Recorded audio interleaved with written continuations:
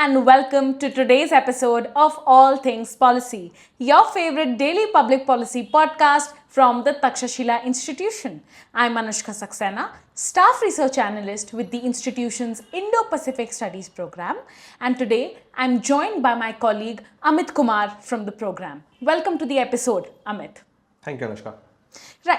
So today I'll be speaking to you, Amit, about the quandaries and vagaries of the world in which India is positioned and functioning. Obviously, there continue to be concerns in India's relationship with its biggest neighbor and one of its largest economic partners, China. But at the same time, recent negotiations have signaled some bits of stability or a thaw because of the resumption of a high level political dialogue. And of course, with these negotiations also came the resumption of things like the Kailash Mansarovar Yatra, people to people connect between the two countries, and other things of mutual concern. And yet, issues that act as bones of contention remain, right? China's collusion with Pakistan is one such example. The lack of an agreement on the boundary question, again, is a persistent challenge between India and China. And of course, there is the issue of the US, right? India and China don't exactly see eye to eye on that issue. Same with the US, there are some tensions pertaining to the tariffs, and with Russia, there can be concerns surrounding the controversial nature of the friendship, and yet New Delhi-Moscow ties stand strong. So amid this kind of a contentious and challenging world that India is supposed to navigate today, I want to come to you and talk to you today, Amit, about how India is navigating whatever it is navigating. And even if we can't answer that question in today's episode, I'd really love it if we could at least come to a pathway along which we could think of the answer to this pertinent question, right? How should India navigate this complex world order, specifically pertaining to its relations with the three big powers? So, without further ado, let me come to you with my first question, Amit. What would you say, or rather, what would be your articulation of the situation India is in today? How would you say we should best describe India's relations with these great powers, and what are the quandaries there, as it were? Over to you, Amit. Thank you, Anushka, for that question. If I have to answer that question, the past 1 month has been quite crazy, if you can call it, from from New Delhi's perspective, right? You have your foremost strategic partner, the US, which has imposed 50% additional tariff on your imports from India, right?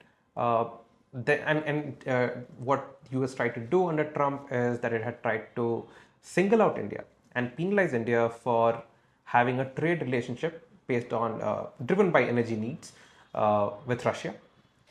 Then you have China, India's foremost strategic adversary, where you have seen it has sanctioned the visit of a high-level official visit led by its foreign minister Wang Yi to India after, I think, about 3 years, the first visit in 3 years. And this has triggered some stability, some hopes for stability and normalization of relations after hiatus of 5 years, ever since that Galwan episode took place. So you have some development on that front, right? And third, you have Russia, India's trusted, historical, strategic partner, and the only country I think we attach the word privileged when we talk about our relationship with Russia, right? And there you have, you had a situation in India back home where there were people who had condemned this relationship as an albatross around India's neck, becoming a moral problem for India to continue this relationship. And this you have seen that Russia again has swelled into importance.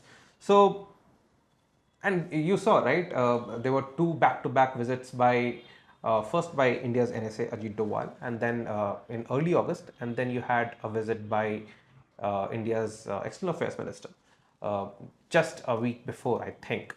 Uh, so you had these kind of situations, so very interesting times.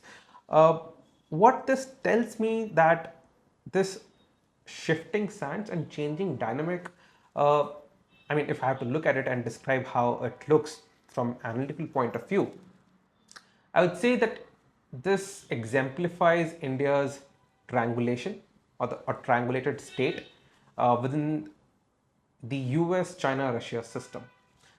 And this triangulation imposes an impossible Trinity problem for India, or an impossible Trinity challenge for India, wherein India finds itself in a situation where it cannot maximize its relationship with all the three actors at once or simultaneously.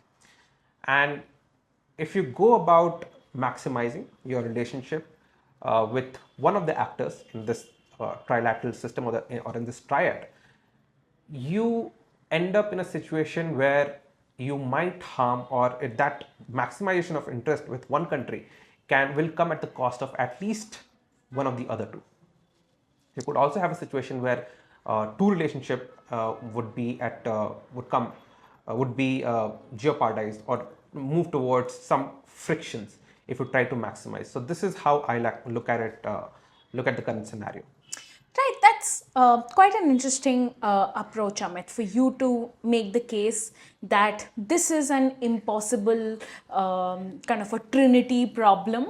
The word Penrose comes to mind, although I don't know if that exactly applies in this situation. And yet I understand what you're saying. And if that is the case, and prima facie it seems like it, that's quite a precarious position for New Delhi to be in. And we're going to come to a discussion on, okay, so what's next, and what is it that India should look forward to, both domestically and in terms of its foreign policy.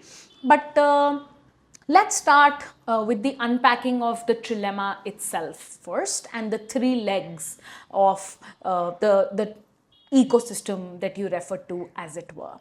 So it is kind of a popular and widely accepted fact that India's ties with the US, and many go so far as to say, arguably, this relationship is one of the most important in the 21st century, but these ties are indeed important to both New Delhi and perhaps even to Washington.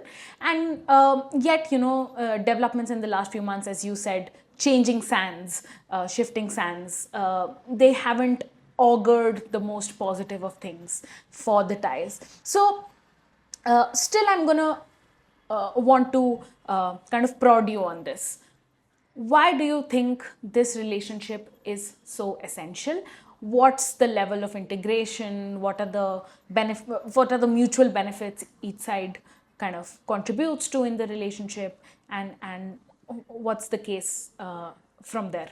Over to you. See, starting after the Cold War ended in 1991 with the disintegration of the Soviet Union, I think there was a need felt within the leadership circles of both the countries, the US and India, that there's a need for a closer alignment, geopolitical alignment in between these two countries. And you saw, as years went by, first Clinton and then Bush, they tried to first, I think the first step that they took towards mending the relationship between the two countries that had a huge baggage from the Cold War years, was to remove the nuclear apartheid on India with the civil nuclear deal of 2005, which got finalized and signed in 2008. And the geopolitical alignment on the issue was China. The convergence issue that first propped this change in perspective in the US was China.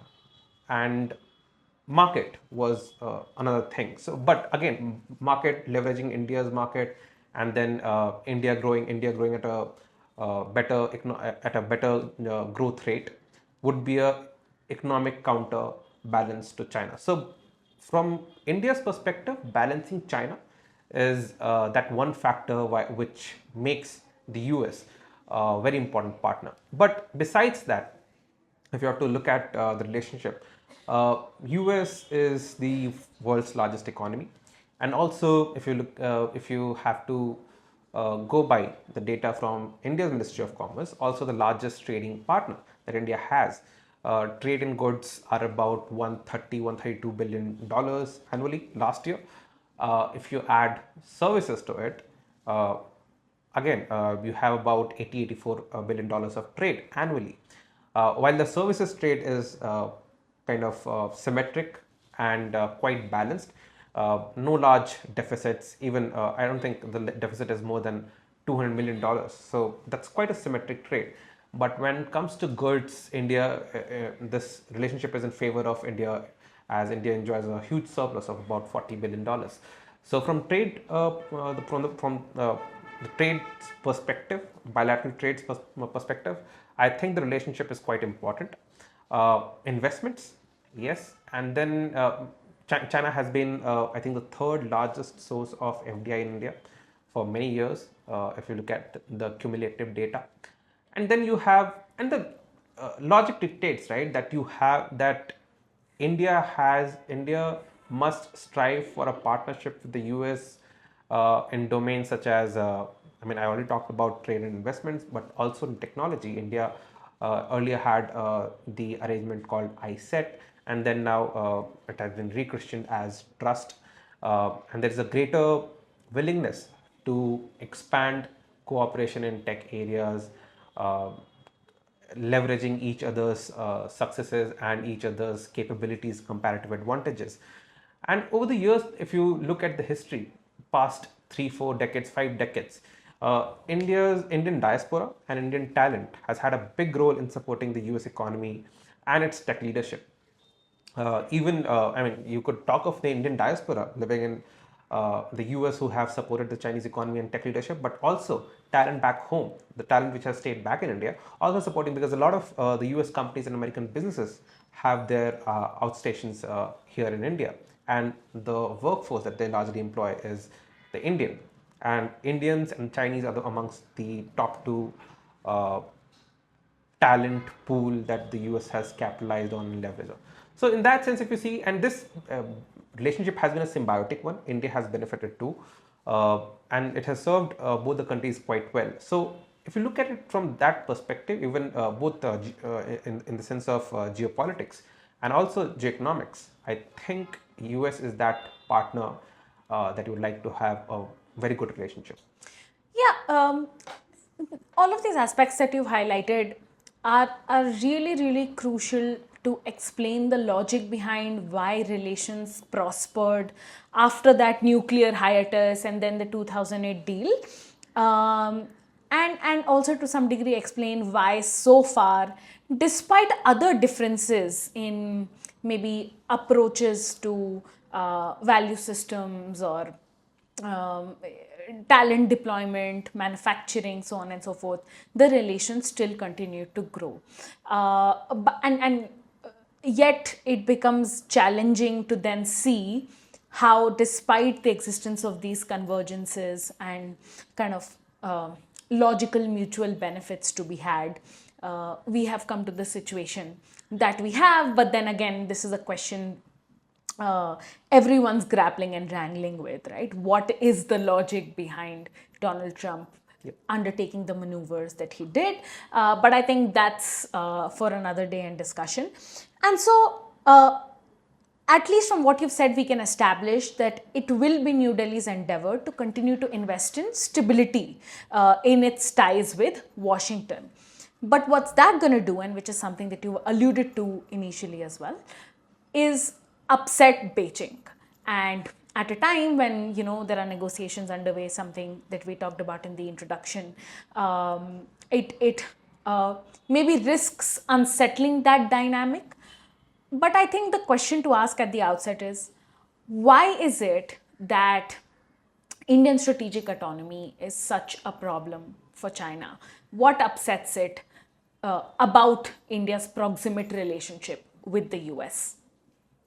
See, for the very reasons that I laid out at the outset, uh, that now if you see, because US is important for you, and if you try and deepen that relationship, that will for sure pit India in competition and conflict with China. The reason behind it is that the US China relations and India China relations have structural adversity inbuilt into this relationship, and therefore any proximity uh, that China views when it comes to proximity between India and the US from China's lens becomes problematic and is a trigger for suspicion within the leadership circles in Beijing. And therefore, you always land up in this situation. Now, having said that, there is a justification for having greater stability in India-China relations, and that is because I mean, again, China is an important partner, and we can come to that. But yeah, the reason to very briefly answer your question, the reason why China becomes suspicious of this relationship is because there are structural issues that India and China have in the relationship, and a structural problem that the US and China share. Yeah, and yes, I do want to kind of prod on that point about why still you would argue that the relationship between India and China is important, right?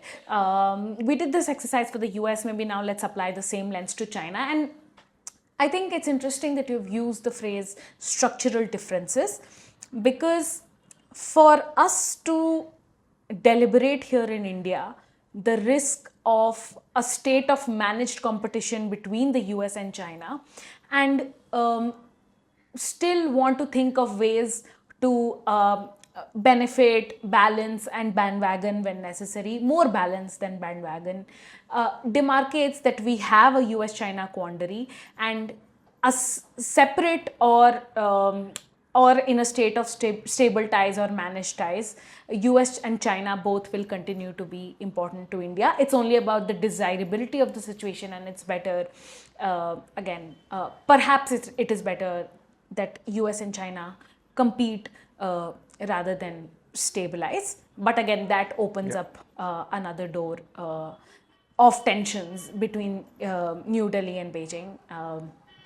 So yeah, so given these structural differences in, say, the vision for the regional order, or views on the global south, or differences in policy on, say, Tibet and Taiwan, why then do you argue that India has good reasons to maintain stability in its ties with China?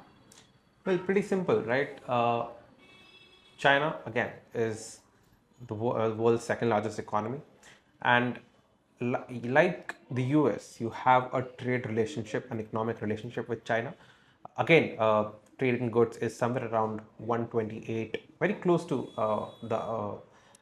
level at which we trade with the US, right? $128 billion annually is not a small amount in that sense, and therefore I think, and even you need stability in ties, because despite this natural adversity that underpins the relationship, uh, the power asymmetry, if you look at China and India, China enjoys a huge power asymmetry vis-a-vis India, and that gives China uh, the ability to destabilize India's developmental path, and what it also does is it limits India's ability to push back against China. Of course, India can hold China off, but it would be better to not get into that kind of a situation. And in the past 5 years, if you look, China has shown both the willingness and capability to destabilize India's economic objectives and developmental path and security ecosystem, right? And the toolkits includes destabilizing the borders, the LSE, and then export restrictions on some of the critical machineries, talent, machinery, etc. Right? So these are toolkits, and given that India has so much to do at this point of time, and India has a lot of catch up to do, it is not in India's interest to have even though they are two adversaries, not have a very destabilized kind of situation and environment where you can, your growth objectives get compromised in order to maximize your security. So that is the reason why you need to have better relations despite having an adversarial relationship with China. Yeah, but on this point, Amit, and I see the logic and reasoning, and of course, the power differential kind of acts like something that moves things along. But what would you say to kind of that section of, say, Indian thinkers or reasoners, as it were, that say that the recent negotiations, any concessions made by New Delhi are a sign of weakness Yeah. vis-a-vis Beijing? Yeah, ever since I've been noticing these developments the past 2 weeks, 3 weeks, I think in the past month mostly, wherein people have come out and said that this is somewhat of a surrender, India is conceding too much, etc. But the problem, I think that analysis is not up to the mark. I mean, if you look at the system, the US, China, Russia system that we just talked about, and talked about the constraint within which the Indian diplomacy has to work with it. You require stability with China. You cannot wish away that stability unless you close down that power differential gap. So unless you do that, you'll have to think of ways which can get you that stability in the relationship. And effecting such an outcome will often require making some form of concessions. That's how power works, that's how the nature of power is.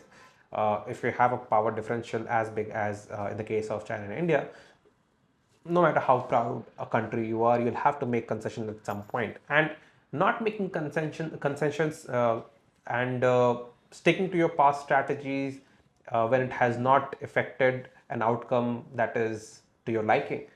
If it has not worked in the past, I think there is a merit in changing that strategy and trying something new. Now, what happens is that in addition to people back at home who say that this is a surrender, unfortunately, there's a section again in the West and outside India who have a stake in India-China relationship. They are of the opinion that this is perhaps uh, India is bandwagoning with the Chinese, and they decry that this is undercutting the very foundation of the India-US relationship. But again, my answer to that suspicion, to that reservation, would be that there's a constraint within which India has to work. It's not of India's choosing, but a constraint that is imposed upon it. And that requires India to undertake steps which might come across as, concessions or surrender, which I don't think is the right terminology to describe what India is doing. I don't think the policymakers and decision makers are stupid enough to make a concession without any tangible outcome in return. So I think you have to see these steps in that direction, keeping the larger context in mind. Yeah, that makes sense. I think it is, yes, some degree of softening, but there is an end goal and an outcome to achieve, and that is semblance of stability on both our continental and maritime theaters.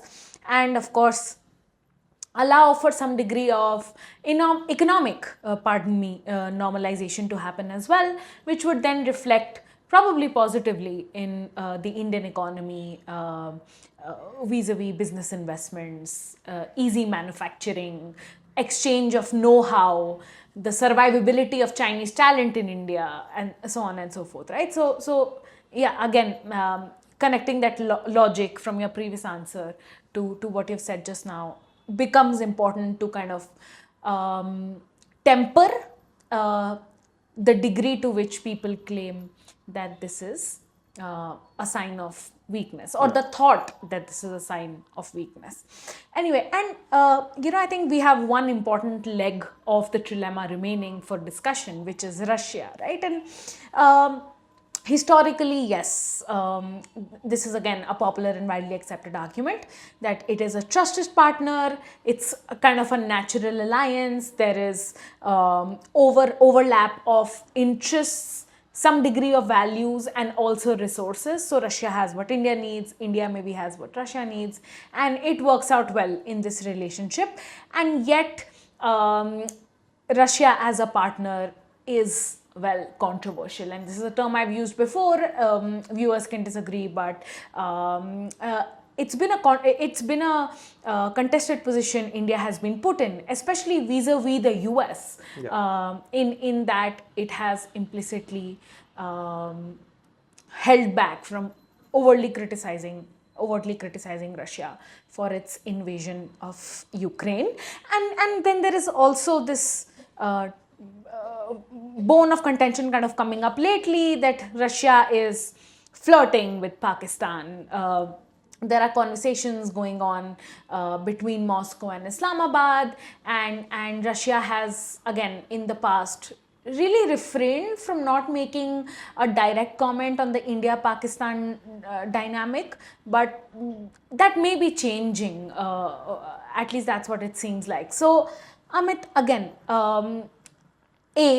why is the Russia relationship important for India to navigate through and manage and sustain? And B, do you think this Islamabad-Moscow softening is happening? To answer your question, again, if I have to link the whole thing, and drawing back from my previous answer, when you undertake positions which may seem like you are conceding to the Chinese or getting too close to the Chinese, there would be deep suspicions within the US. And if you tread too far, you might realize that the US would just come out and say, as Trump, well, given that Trump is Mercurial, it could just come out and say that to hell with India and we'll deal with the Chinese ourselves, and that puts you in a kind of a G2 situation that leaves India high and dry, right? So you don't want to end up in that situation, and therefore you'll, despite the tensions, the frictions that have risen in the past few weeks, the months, you'll have to go and assuage those concerns, and you'll have to maintain that stability in the relationship. But then this again comes at the cost of your India-Russia relationship. Again, I totally agree that it has been a controversial relationship, especially after, mostly after Russia's invasion of Ukraine in 2022, and the war is still on, and that puts India into a troubled situation, right? But US-India proximity is something which has been problematic for the Russians for quite some time, but they had very limited cards to play, and therefore were being rather tolerant of this India-US proximity until lately, I would say. After In the aftermath of the Russian invasion of Ukraine, and the pressures because of the proximity in India-US proximity, and the pressure that it brings from the US to denounce Russia, especially again in the last few years, the friction between India and Russia have become pronounced. So I think that we are seeing, and this is not a good situation to be in, because you already have a situation where Russia and China are cooperating very closely, and Russia has become a lot more dependent on China in the past 3-4 years, and you do not want that dependence to continue, and the Russia-China relations now getting aimed at India. You already have a situation where you have an adversary on your western borders, and then an adversary on your northern borders. It would make no sense to create a situation where in an Asian architecture you have 3 nuclear armed military heavyweights gunning for India. And that would necessarily mean Russia, China, and Pakistan axis. And this brings me to the question of Russia-Pakistan axis and some softening. So in the past, Russia has been very respectful of India's sensitivities and has refrained from upgrading its relationship with Pakistan. But I mean, I wouldn't still say that situation has come to a point where Russia and Pakistan have become comfortable partners, and it has a lot to do with uh, Pakistan's actions in the Middle East, etc., and Pakistan's relations with the US itself, right? But and also the fact that Russia still sees India as a valuable partner. Mind you, in 2023, I think the foreign policy white paper concept note that they came out with, they identified India alongside China as the two friendly centers of power in the world. So I think Russia still views that there is merit in India-Russia relationship, and it gives it a hedge against China. But again, because it has limited cards and it is not expressing its displeasure with India's proximity with the US, doesn't mean that it is not having repercussions for India-Russia relationship. Yeah, with all of this discussion on the dynamics of the triad ecosystem that India is in, two questions become really important, and I'm really going to leave these for for a different day, different discussion, but also for the policymakers to ponder upon. Right.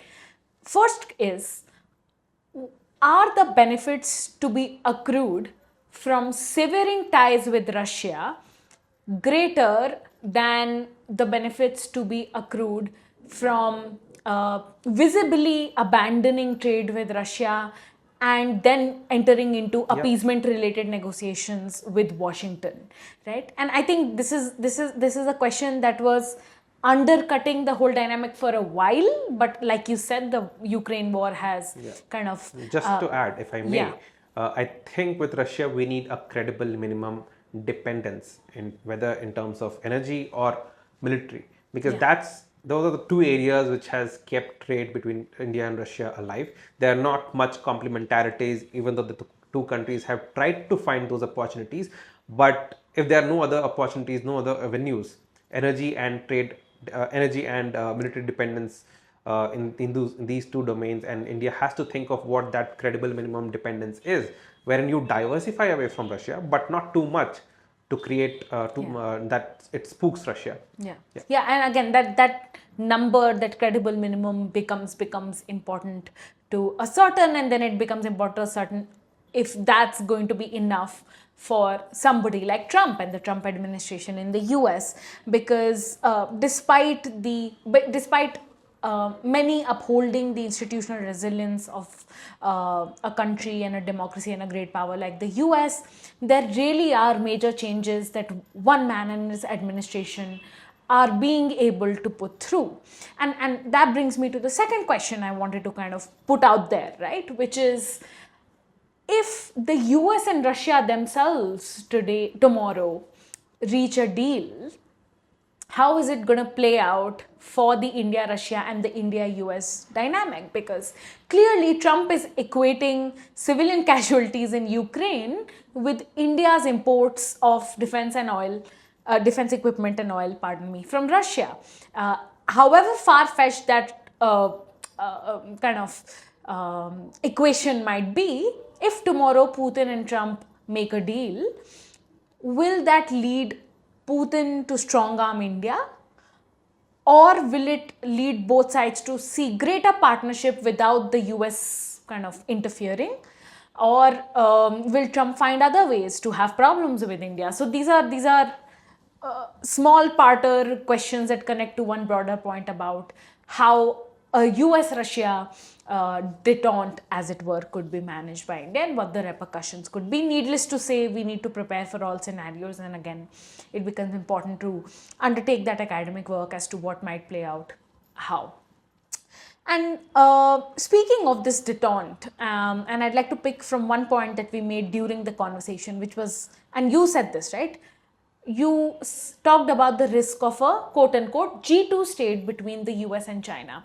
So let me conclude this conversation with this rather meaningful $1 million question, and just your quick views on this. how real is the concern that there could be a US China G2 or a managed state of competition, let's put it that way? And what are the risks and opportunities for India in that scenario?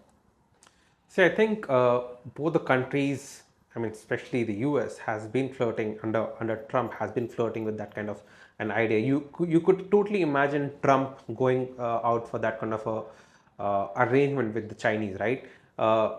And I think it could also be a G3 with you bring in Russia as well, because for Trump, one thing, and he's made it abundantly clear that he respects strongmen, be it Xi Jinping, uh, Vladimir Putin, or even Modi, right? And therefore, you could, and there is a situation where, given the fact that the two countries are the biggest economies of the world, and that neither one of them can arm wrest the other into accepting a deal that the other is not comfortable with.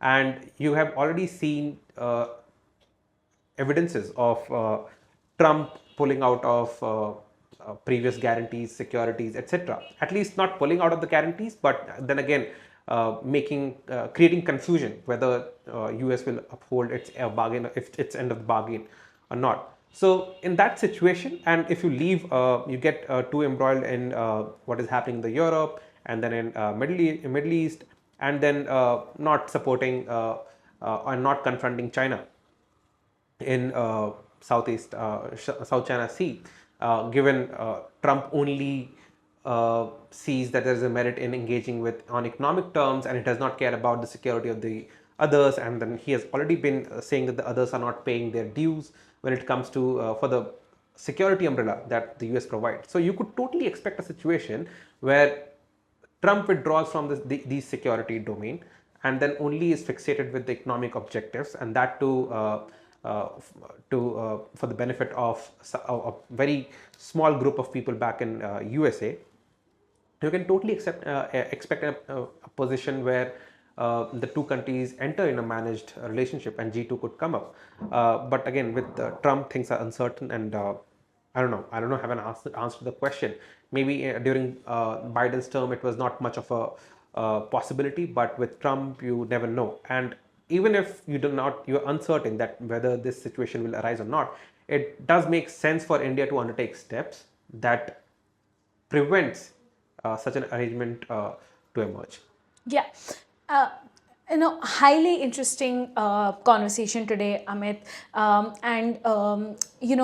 Essentially, everything boils down to this, that India will continue walking a diplomatic tightrope between these three big powers, never fully aligning, but never disengaging either. I guess we need those minimum credibles across the partnerships, primarily also because many of them serve our domestic economic and or security interests. And the situation that we're in may also then require us, as we discussed in the context of India-China relations or the softening recently, it may require us to take stances or positions that are not as kind of not harsh but rigid as those that we've experimented with in the past, and it might need us to be more flexible and even reformative when we look at both domestic and foreign policy. But that's all for today's episode. If you enjoyed this discussion, please share and stay tuned for more conversations on the geopolitics and geoeconomics around us today. We would also love to hear from you your opinion on India-China relations and pertinent questions pertaining to the ties that are pretty transformative for regional politics in the 21st century. Questions like, what should India's policy on Taiwan and Tibet be? How should India manage both the proximity with the US and China's suspicion of those ties? And to make your voice heard on these questions, we strongly urge you to take Takshashila's 2025 China Challenge Survey.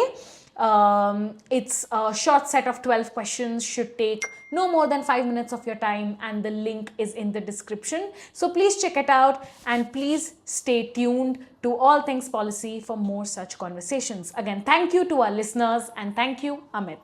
Thank you so much, Anushka.